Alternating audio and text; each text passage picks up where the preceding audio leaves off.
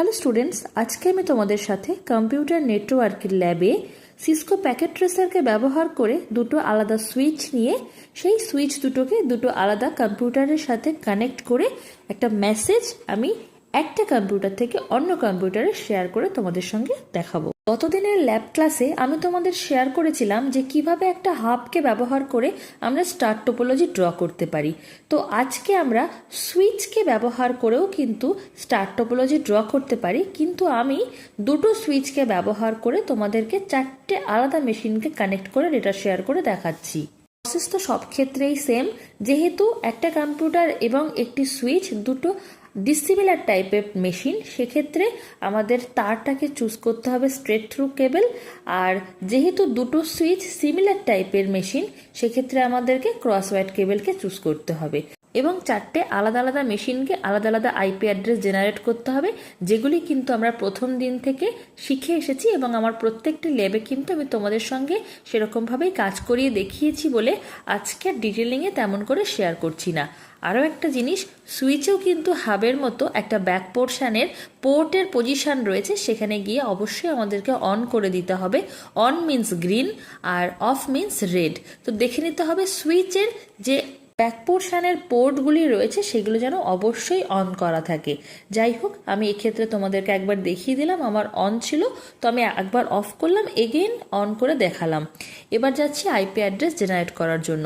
IP address generate করার জন্য আমরা ডেস্কটপে চলে যাচ্ছি। সেখান থেকে আমি যে মেশিনকে যে আইপি অ্যাড্রেস জেনারেট করতে চাই, এক্ষেত্রে আমি ক্লাস সি এর একটা আইপি অ্যাড্রেস রাখতে চাইছি 192.168.0.1 এবং সিমিলারলি মেশিন 2 থেকে 4 পর্যন্ত রেসপেক্টিভলি আমি আলাদা আলাদা আইপি অ্যাড্রেস লাইক 192.168.0.2, 3 অ্যান্ড 4 রাখতে চাইছি। আমি আমার প্রিভিয়াস ভিডিওগুলিতে সিসকো প্যাকেট ট্রেসারকে ব্যবহার করে যখন আলাদা আলাদা মেশিনে আলাদা আলাদা আইপি অ্যাড্রেস জেনারেট করেছি, সেগুলির উপরে কিন্তু ডিটেলিং ভিডিও রয়েছে, তোমরা সেখান থেকেও চেক আউট করে প্রসেসটা শিখে নিতে পারো। প্রত্যেকটা মেশিনে আলাদা আলাদা আইপি অ্যাড্রেস জেনারেটের সঙ্গে তার সাবনেট মাস্কে ক্লিক করলে সাবনেট মাস্কটা কিন্তু বাই ডিফল্ট আমাদেরকে দিয়ে দেবে।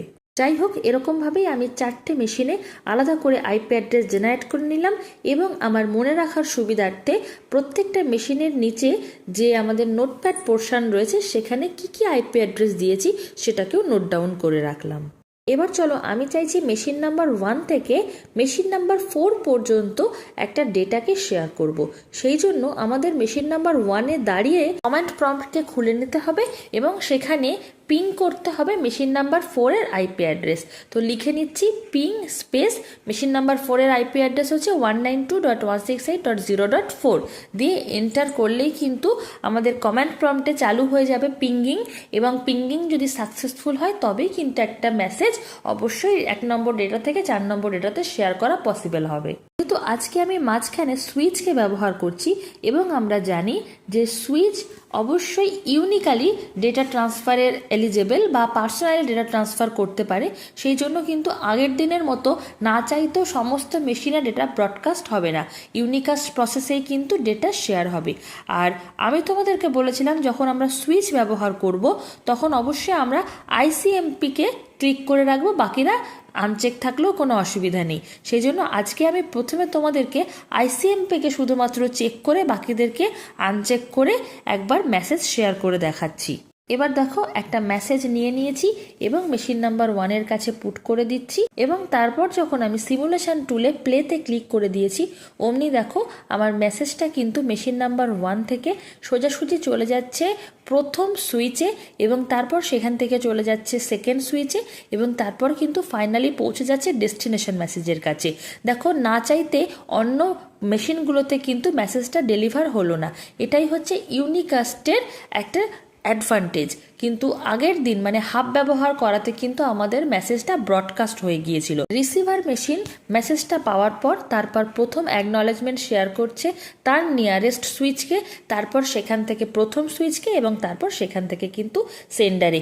আর এবার গিয়ে দেখো আমাদেরকে রাইট দেখিয়ে দিয়েছে, মানে ডেটাটা সাকসেসফুলি ডেলিভার হয়েছে। চলো, এবার তোমাদেরকে এডিট ফিল্টার্স থেকে অন্যান্য যেগুলোকে আমি আনচেক করে রেখেছিলাম সেইগুলোকে চেক করে দেখানো যাক যে আদৌ আমাদের মেসেজটা ফার্স্ট মেশিন থেকে 4 নম্বর মেশিনে ডেলিভার হচ্ছে কিনা। দেখতেই পেয়েছো এডিট ফিল্টার্স থেকে আমি সমস্তগুলোকে কিন্তু চেক করে দিয়েছি, আর মেসেজকে একইভাবে মেশিন নাম্বার 1-এ রেখে আমি কিন্তু এবার প্লে বাটনে যখনই ক্লিক করেছি দেখো চলে যাচ্ছে ডিরেক্ট 4 নম্বর মেশিন পর্যন্ত, এবং 4 নম্বর মেশিন থেকে ঠিক আগের প্রসেসেই মেসেজটা আসবে 4 নম্বর মেশিনের নিয়ারেস্ট সুইচে, সেখান থেকে সেন্ডার মেশিনের নিয়ারেস্ট সুইচে, এবং তারপর সেখান থেকে কিন্তু সেন্ডারে। তার মানে কি বোঝা যাচ্ছে, যখন আমরা সুইচ দ্বারা কোনো কানেকশন করব আইসিএমপি ম্যান্ডেটরিলি আমাদের কিন্তু চেকমার্ক করে রাখতে হবে। তাতে যদি অন্যান্য যেগুলো আনচেক করা ছিল সেগুলো যদি চেক করা থাকে তাহলেও অসুবিধা নেই, না থাকলেও অসুবিধা নেই, কিন্তু আইসিএমপিকে অবশ্যই ক্লিক করে রাখতে হবে। আশা করছি আমার আজকের এই ভিডিওটি তোমাদের বুঝতে কোনো অসুবিধা হয়নি। যদি ভিডিওটি ভালো লাগে তাহলে ভিডিওটিকে লাইক, কমেন্ট, শেয়ার এবং চ্যানেলটিকে সাবস্ক্রাইব করে তোমরা আমার পাশে থেকো।